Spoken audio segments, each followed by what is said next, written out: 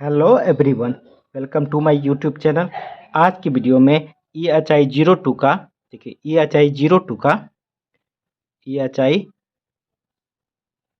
02 का important question बताएंगे आपके एग्जाम के दृष्टिकोण से। देखिए आपका EHI 02 में हम प्राचीन काल से 8वीं शताब्दी ईस्वी के बीच में जो भारत में जो घटित राजनीतिक व्यवस्था, किस तरह से अर्थव्यवस्था चला, उसके बाद भाषा का किस तरह से विकास हुआ, ये सारे चीज़ EHI 02 में हम पढ़ते हैं। आज हम आपके सामने एक प्रश्न लेके आए हैं जो कि है तमिल भाषा और साहित्य के विकास का वर्णन कीजिए। देखिए ये प्रश्न आपके एग्जाम में 12 नंबर का पूछा जा सकता है और कई बार आपके एग्जाम में ये क्वेश्चन पूछा गया है, तो इसको हम विस्तृत तरीके से जानकारी देंगे। देखिए 12 नंबर में पूछने का मतलब है कम से कम आप 300 शब्दों में इसको उत्तर देने का प्रयास करें। ठीक है, तो 300 शब्दों आपको लिखना क्या है। देखिए तमिल भाषा और साहित्य के विकास का वर्णन कीजिए। देखिए तमिल भाषा का किस तरह से विकास हुआ। हम जानते हैं कि संस्कृत हुआ, जो भी उस टाइम का जो भाषा था उसी के समांतर तमिल भाषा भी था, और साहित्य का जो विकास हुआ वह इसका वर्णन करना है इस प्रश्न में, और इसको कम से कम 300 शब्दों में आपको लिखना होगा।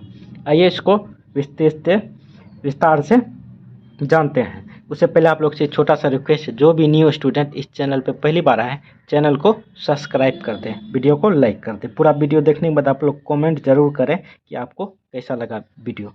देखिए तमिल भाषा की उत्पत्ति के संबंध में अभी तक यह निर्णय नहीं हो सका है कि किस समय इस भाषा का प्रारंभ हुआ।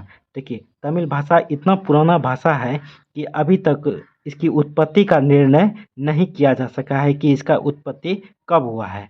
ठीक है, तो विश्व के विद्वानों ने संस्कृत, ग्रीक और लैटिन आदि भाषाओं के समान ही तमिल को भी अति प्राचीन तथा संपन्न भाषा माना है। देखिए जिस तरह से संस्कृत, ग्रीक और लैटिन भाषा जो पुरानी भाषा है, आरंभिक भाषा है, उसी के अनुसार तमिल भी जो है अति प्राचीन भाषा के रूप में माना है। अन्य भाषाओं की अपेक्षा तमिल भाषा की विशेषता यह है कि यह अति प्राचीन भाषा होकर भी लगभग 2500 वर्षों से अविरत रूप से आज तक जीवन के सभी क्षेत्रों में व्यवहारित है। तीसरी सदी ईसा पूर्व के आसपास तमिल भाषा पूर्णतः साहित्यिक भाषा के रूप में विकसित हो चुकी थी, अर्थात ऐसी भाषा के रूप में जिसकी अपनी स्वयं लिखने की एक प्रणाली थी। तमिल के संघ काव्यों को संगम साहित्य कहा जाता था। देखिए तमिल का जो संघ काव्य था उसको संगम साहित्य के रूप में जानते हैं, क्योंकि इन्हें संगम द्वारा एकत्रित किया गया। संगम देखिए विद्वत-जनों की संस्था थी। ये कविताएं संगम से भी पुरानी है। वास्तव में इनकी रचना संगम के द्वारा नहीं की गई, अपितु संगम के द्वारा इनका संकलन किया गया। देखिए ये जो है ये संगम के द्वारा इसका रचना नहीं किया गया है, हाँ, परंतु इसका संगम के द्वारा इसका है संकलन किया गया है। संकलन मतलब एकत्रित किया गया है। तो ऐसे ऊपर कर लेते हैं। देखिए संगम के बारे में कई कविताएं हैं। परंपरा के अनुसार 3 संगम अस्तित्व में थे, लेकिन उनमें से एक के द्वारा किए गए कार्य ही जीवित रह सके हैं। देखिए संगम के द्वारा कई कार्य किए गए हैं, मगर अभी तक एक ही कार्य है। क्या है? देखिए कपिलर, पारानर, अव्यार और गौतम नार इस काल के जाने माने कवि थे। इस काल के जो कवि थे ये कपिलर, पारानार, अव्यार, गौतम नार, ये सब जो जाने माने तमिल भाषा के कवि थे। ये विद्वान भाट कवि थे और इन्हें पुलावार के नाम से जाना जाता है। यह साहित्य साधारण जीवन यापन से संबंधित है। तमिल भाषा एवं साहित्य का विकास क्रमिक है। इसके बाद न केवल वे अपनी वास्तविक पहचान को कायम रखने में सफल हुई बल्कि वर्गीकृत काव्य संग्रह का अभिन्न अंग बन गई। इन संगम साहित्यों से जुड़े हुए कुछ प्रमुख तत्व इस प्रकार है। क्या क्या है आइए उसको जानते हैं। देख, पहला है वर्गीकरण। किस तरह से वर्गीकरण किया गया है। देखिए, तमिल काव्य संग्रह को शीर्षकों और परिपाटियों के आधार पर वर्गीकृत किया गया है। तमिल काव्य संग्रह को जो वर्गीकृत किया गया है यह शीर्षकों और परिपाटियों के आधार पर वर्गीकृत किया गया है। देखिए, कविताओं के 8 संग्रह जिसे एटोटोगे और 10 काव्य संग्रह किया गया था। आइए आगे देखते हैं।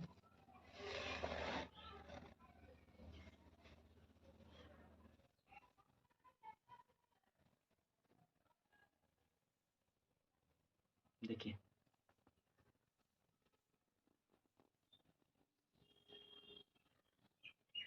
10 काव्य संग्रह किया गया है। काव्य संग्रह के 2 श्रेणियां हैं। काव्य संग्रह का जो है 2 श्रेणी, जिनमें वीर गाथाएं, वीर गाथाएं काव्य संग्रह को आकम एवं पुरम शीर्षकों में बांटा गया है।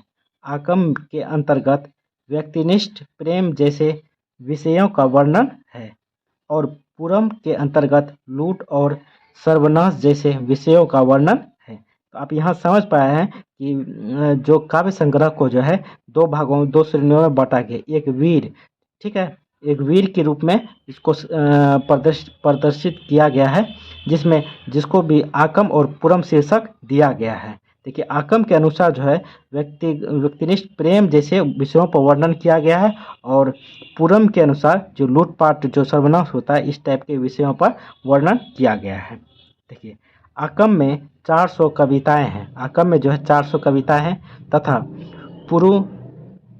पुरनारू काव्य संग्रह में पुरम शीर्षक पर आधारित कविताएं हैं।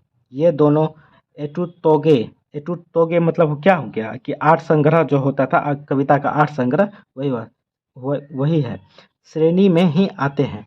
इन ग्रंथों के अलावा संगम साहित्य के वर्गीकृत ग्रंथों के अंतर्गत तमिल व्याकरण का ग्रंथ तोल्काप्पियम और 18 धर्मोपदेशों के वर्णन वाला ग्रंथ पतिनेक्किसी सन्नख भी आते हैं। दूसरा देखिए, काव्य संगठन जो प्रमुख तत्व है जिसमें उसमें काव्य संगठन भी है। देखिए, ये सब जो है वो ये सब वर्ड आप याद करके रखिएगा। इससे होगा कि आप यदि एग्जाम में ये सब वर्ड लिखते हैं तो आपको और अच्छा इंप्रेशन अच्छा बनता है और अच्छा नंबर आता है। ये काफ़ी अच्छा क्वेश्चन है। देखिए, काव्य संगठन संघ काव्य मौखिक भाट साहित्य के सिद्धांतों के आधार पर संकलित किया गया। इसमें भरपूर मुहावरे तथा अभिव्यक्तियों का प्रयोग मिलता है। ये मुहावरे तत्कालीन काव्य धारा में लोक प्रचलन में थे। कवि इनकी स्वाभाविक अभिव्यक्ति तथा इनका प्रयोग करना जानते थे। कविताओं के संकलन में मूल भावों एवं स्वाभाविक अभिव्यक्तियों का प्रयोग इस प्रकार किया गया है कि उनको मौखिक रूप से प्रसारित किया जा सके और उनमें सामान्य रूप से भाट कवियों के साथ साथ समाज की भागीदारी भी स्पष्ट हो सके। कविताओं में घटित होने वाले विभिन्न संदर्भों की अभिव्यक्तियों को व्यक्त करने के लिए काव्यात्मक बनाने की आवश्यकता होती थी।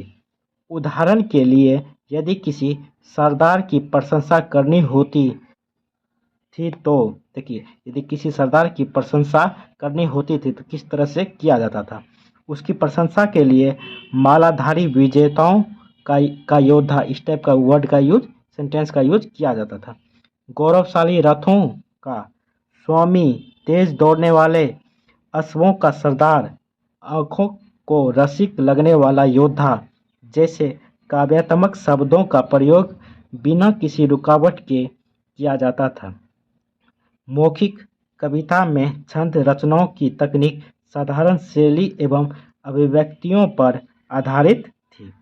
आइए आगे देखते हैं। देखिए, समय निर्धारण की समस्या तमिल रचनाओं का काल निर्धारण निश्चित नहीं किया जा सकता। कविताएं भिन्न भिन्न समयों का प्रतिनिधित्व करती है। इनका संकलन दूसरी शताब्दी ईस्वी पूर्व से तीसरी शताब्दी ईसा पूर्व के बीच हुआ। देखिए इनका जो संकलन मतलब इनको जो है संकलन एक जगह किया गया है दूसरी शताब्दी ईसा पूर्व से तीसरी शताब्दी ईसा पूर्व के बीच में किया गया है। ठीक है, देखिए इनका काव्य, आइए आगे देखते हैं। देखिए संग्रह के रूप में संकलन छठी शताब्दी से 9वीं शताब्दी के काल में हुआ। इसी प्रकार इनकी समीक्षाओं का काल 13वीं शताब्दी से 14वीं शताब्दी के बीच में था। इनकी जो है समीक्षाओं का काल जो है 13वीं शताब्दी से 14वीं शताब्दी की ईस्वी के बीच में था। देखिए तीसरा जो है पॉइंट है काव्य शास्त्र। ठीक, देखिए तमिल काव्य परंपराओं को विकसित स्वरूप संगम साहित्य पर आधारित था।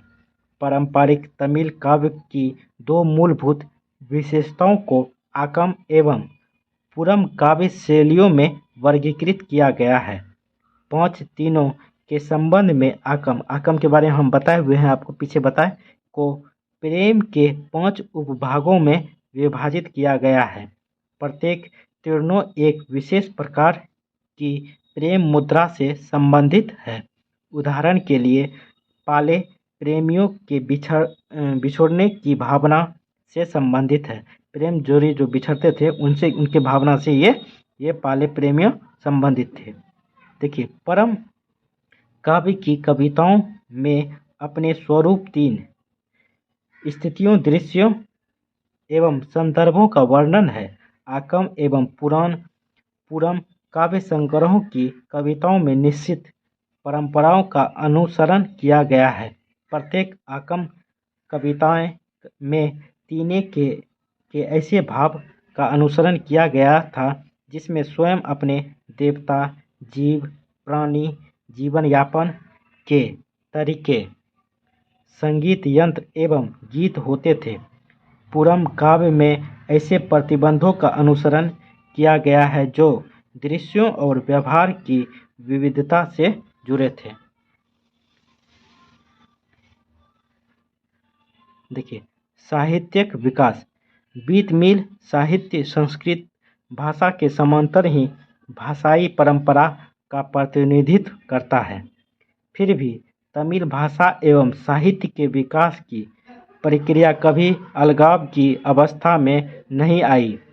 इस साहित्य पर संस्कृत का प्रभाव है। इसमें आर्य संस्कृति के विषय में वर्णन है। तमिल वीर काव्य में महाकाव्यात्मक और या एवं पौराणिक विचारों को भी पाया गया है।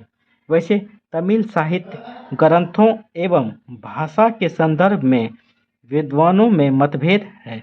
उनका कहना है कि यह भाषा काफ़ी प्राचीन और द्रविड़ भाषा से है।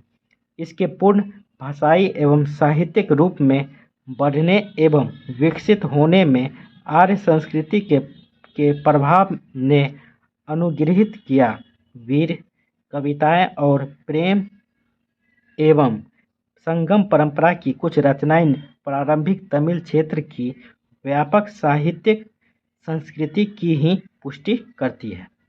देखिए ये काफ़ी अच्छा क्वेश्चन था। तमिल एवं साहित्य का जो विकास का वर्णन है काफ़ी अच्छा क्वेश्चन था। और थोड़ा सा ये जो है आपको इस टाइप से जो एक तरह से कहानी नहीं है, ये आपको एक तरह से हो गया कि आपको एक स्टेप छोड़ने के बाद दूसरा स्टेप पकड़ना है। तो दूसरा स्टेप पकड़ने के लिए आपको कुछ बिंदु याद रखना चाहिए। जैसे साहित्यिक विकास हुआ, काव्य शास्त्र हुआ, काव्य शास्त्र किस तरह से काव्य शास्त्र का विकास हुआ। इस तरह होगा क्या कि आप यदि वीडियो को देखें तो आपको वर्ड मिल जाएगा और एक सटीक वर्ड मिलेगा। आप एग्जाम में इसको बना के लिख सकते हैं। यदि एक बार में समझ में नहीं आया तो एक बार और वीडियो देखिए तो समझ में आएगा। आइए क्वेश्चन और देखते हैं। ये भी अच्छा क्वेश्चन है और ये क्वेश्चन आपके एग्जाम में 6 नंबर में पूछा जा सकता है। ठीक है, देखिए अशोक का धम्म, ये आपके एग्जाम में 6 नंबर का पूछा जा सकता है। ठीक है, 6 नंबर में पूछने का 6 नंबर में पूछने का मतलब है, इसको कम से कम आप 100 शब्दों में लिखने का प्रयास करिएगा। ठीक है, तो आइए इसको जानते हैं विस्तार से। देखिए, अशोक का धम्म। मौर्य राजा, आप जानते हैं कि अशोक जो है मौर्य साम्राज्य से रिलेटेड था। देखिए, मौर्य राजा उदारवादी दृष्टिकोण रखते थे। चंद्रगुप्त अपने जीवन के उत्तर काल में जैन मत का अनुयायी हो गया तथा बिंदुसार आजीविका मत में विश्वास रखता था। स्वयं अशोक ने अपने निजी जीवन में बौद्ध मत स्वीकार किया, तथापि इसके बावजूद भी उसने अपनी जनता पर बौद्ध मत थोपने का प्रयास कभी नहीं किया। तो देखिए, लास्ट समय जो अशोक जो है स्वयं बौद्ध धर्म अपना लिया था, मगर ये कभी अपनी जनता जहाँ शासन कर रहा था वो कभी नहीं अपने बौद्ध धर्म जब अपनाया तो जनता पे कभी नहीं थोपा कि आप भी बौद्ध धर्म अपना लीजिए। ठीक है, तो कलिंग युद्ध के बाद ही अशोक धर्म की ओर परिवर्तित हुआ। तो कलिंग युद्ध के बाद जो है अशोक ने निर्णय किया कि वह अभी कभी युद्ध नहीं करेगा, क्योंकि कलिंग युद्ध 261 ईस्वी के आसपास में हुआ था। तो इसके बाद जो है वह युद्ध न करने का निर्णय लिया था। तो उसके बाद जो है धम्म नीति वह अपनाया था, युद्ध की जगह वह धम्म नीति अपनाया। आइए इसको धम्म जानते हैं। देखिए, धम्म क्या होता है। देखिए, यहाँ धम्म का आशय कोई धर्म या मजहब या रिलीजन न होकर नैतिक सिद्धांत था। देखिए, यह धर्म का मतलब ये मत समझिए कि कोई धर्म है या मजहब या रिलीजन है, ये सब इसका मतलब नहीं होता। इसका मतलब होता है नैतिक सिद्धांत। देखिए, सभी धर्म जैसे हिंदू धर्म हो गया, मुस्लिम धर्म हो गया, बौद्ध धर्म, जैन धर्म, ये सभी धर्म में जो अच्छी सी चीज़ों होती थी वह एक जगह संकलित किया जाता था, उसी को धर्म कहा जाता है। ठीक है, तो आइए इसको आगे देखते हैं। देखिए, एक शासक के रूप में अशोक की सर्वाधिक महत्वपूर्ण उपलब्धि उसका धम्म था। वह अपनी प्रजा के लिए उच्च मानवीय मूल्यों पर आधारित एक नैतिक संहिता की व्यवस्था करना चाहता था। अतः उसने सभी धर्मों के अच्छे नियमों, सभी धर्मों का जो हम बताएं, सभी धर्मों के अच्छे नियमों का संग्रह करके धम्म की स्थापना की। जो हम बताएं, सभी धर्म में जो अच्छी अच्छी चीज़ों लिखी हुई थी उसको एक जगह संग्रह किया और उसी को हम धम्म में इसका स्थापना किया कि जिसे सभी धर्मों का सार, जिसे क्या कहा जाता है, सभी धर्मों का सार कहा जाता है। धम्म के माध्यम से अशोक ने एक ऐसे सार्वभौमिक धर्म की आधारशिला रखी जो सभी को समान रूप से मान्य थी। वह सभी धर्मों का सम्मान करता था। अशोक जो है सभी धर्मों का जो है सम्मान करता था। सभी पथों एवं संप्रदायों के नैतिक मूल्यों में पाई जाने वाली एकता में उसका दृढ़ विश्वास था। इस प्रकार अशोक का धम्म जैसा कि उसके शिलालेखों से स्पष्ट होता है, एक नैतिक नियम, एक सामान्य आचार संहिता अथवा एक नैतिक व्यवस्था थी। तो उनके जो धम्म में प्रस्तुत होता है, ये इसका मीनिंग होता है। उनके शिलालेख से स्पष्ट होता है क्या कि एक नैतिक नियम, एक सामान्य आचार संहिता या एक नैतिक व्यवस्था होती है। देखिए आगे, साम्राज्य के कुछ भाग ऐसे भी थे जहां न तो ब्राह्मणवाद का प्रभुत्व था, न ही सनातनी संप्रदायों का। अशोक स्वयं यवनों का मतलब क्या हुआ कि हिंदी यूनानी जो थे इसी को यवनों कहा जाता था। यवनों के प्रदेश का जिक्र करता है। देखिए, अशोक जो है काफ़ी एक अच्छा शासक था, जहाँ ब्राह्मणवाद नहीं था, ठीक है, जहाँ सनातनी धर्म नहीं था और जहाँ स्वयं यवन में भी कोई धर्म व्यवस्था नहीं थी, जहाँ न तो ब्राह्मण और न ही श्रमण संस्कृति प्रचलन में थी।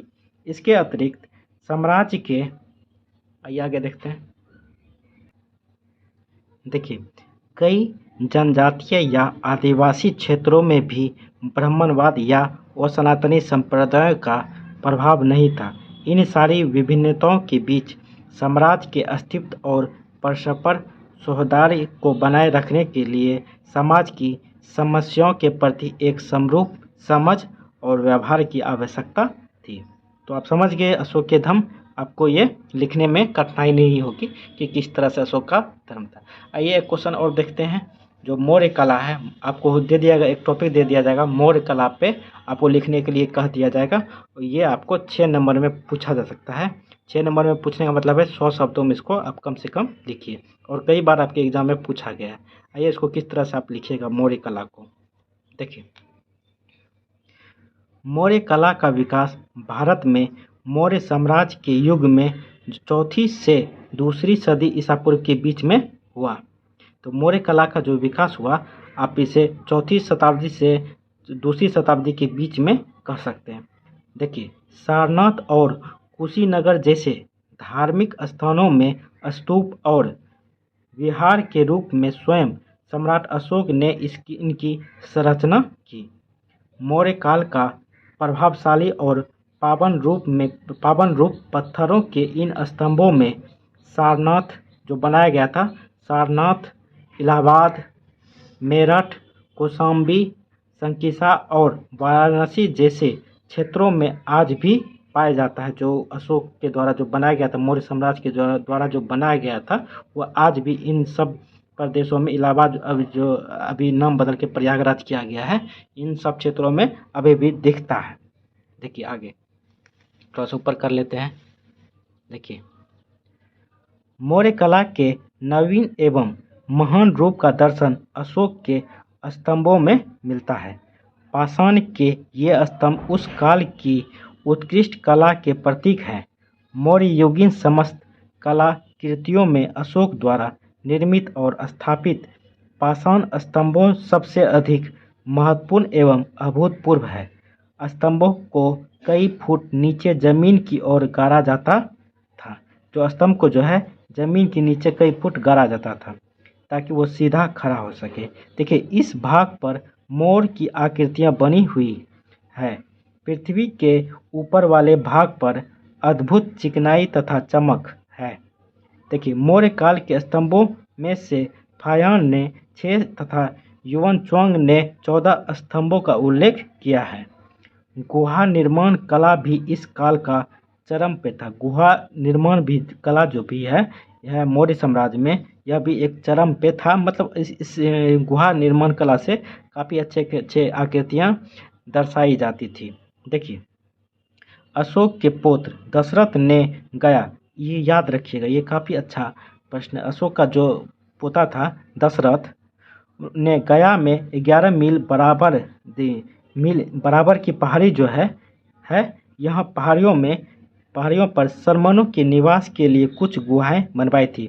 जो यहाँ से जो भी व्यक्ति जाते थे तो बीच में कहीं ठहराव करने का व्यवस्था नहीं था, तो वहाँ बराबर की पहाड़ियों में एक गुफा बनाया गया था। उस गुफा पे काफ़ी सारे कलाकृतियों का दर्शन होता है, दिखाई देता है। ये सारे जो है मौर्य कला में ही विकसित हुआ था। तो याद रखिएगा, अशोक का जो पुत्र था दशरथ, वह गया में जो है मील बराबर की पहाड़ियों में यहाँ श्रमणों को जो जाते आते व्यक्ति थे उनके लिए एक गुफा खुदाया गया था जिसमें काफ़ी सारी कलाकृतियाँ दिखाई देती है। ठीक है, देखिए, इनकी भीतरी दीवार पर चमकीली पॉलिश है। लोमस ऋषि की गुफा मौर्य काल में सम्राट अशोक के पुत्र संपत्ति द्वारा निर्मित हुई। यह गुफा अधूरी है। इसका मेहराब पर गंज पंक्ति की, आइए आगे देखते हैं। देखिए, पच्चीकारी अब भी मौजूद है। ऐसी पच्चीकारी प्राचीन काल में काष्ठ पर की जाती थी। सारनाथ का जो मूर्ति शिल्प और स्थापत्य मौर्य कला का एक अतिश्रेष्ठ नमूना है। विंसेंट स्मिथ नामक प्रसिद्ध इतिहासकार के अनुसार किसी भी देश के पौराणिक संग्रहालय में सारनाथ के समान उच्च श्रेष्ठ, देखिए विंसेंट जो स्मिथ थे, इनके अनुसार इनका कहना था कि अभी जो भी पौराणिक संग्रहालय हैं उसमें सारनाथ का जो उत्कृष्ट कला है यह अभी तक मिलना दुर्लभ है। देखिए आगे, समान उच्च श्रेष्ठ और प्रशंसनीय कला के दर्शन दुर्लभ है क्योंकि इनका काल और शिल्पकारी छानबीन के बाद प्रमाणित किया गया है।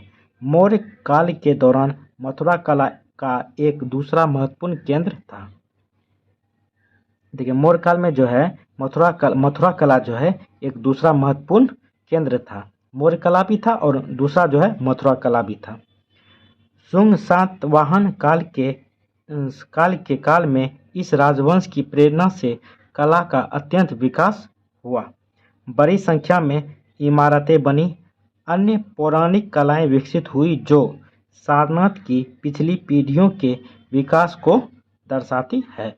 इस युग की मजबूत जड़ अर्धवृत्तीय मंदिर वाली उसी पीढ़ी की नींव पर टिकी है।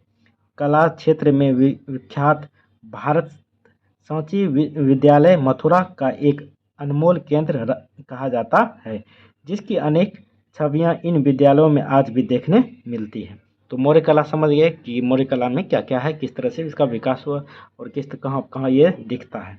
तो देख लिए। देखिए ये दोनों तीन प्रश्न काफ़ी इंपॉर्टेंट था, आपको हम बताए हुए। हो सकता है आपके एग्जाम में पूछा जाएगा तो आप इसे आ जाएगा तो आप इसे अच्छे से बना पाएंगे। यदि एक बार में समझ में नहीं पाए तो दो बार 3 बार देखिए, तो आपको होगा कि एक तरह से एक भरपूर वर्ड मिल जाएगा। आप इसको लिख सकते हैं खुद से भी बना के। लिखना तो है आपको अपने ही वर्ड में, तो लिखना क्या है, किस तरह से लिखना है, आपको वर्ड तो चाहिए, जानकारी तो होनी चाहिए। जानकारी मिलने के बाद आप लिख तो खुद से भी सकते हैं, अपने वर्ड में लिख सकते हैं। ठीक है, तो चलिए कैसा लगा वीडियो कमेंट करके आप लोग ज़रूर बताएं। चैनल को ज़रूर सब्सक्राइब कर दें। नेक्स्ट वीडियो जल्द ही आप लोग के लिए लाने वाले। इससे पहले हम HI02 का काफ़ी वीडियो अपलोड किए हैं, तो उसका लिंक डिस्क्रिप्शन बॉक्स में दिया हुआ है, तो आप वहां से देख सकते हैं। काफ़ी सारे इंपॉर्टेंट क्वेश्चन एग्जाम के दृष्टिकोण से बताया हुआ है। चलिए थैंक यू दोस्तों, जय हिंद।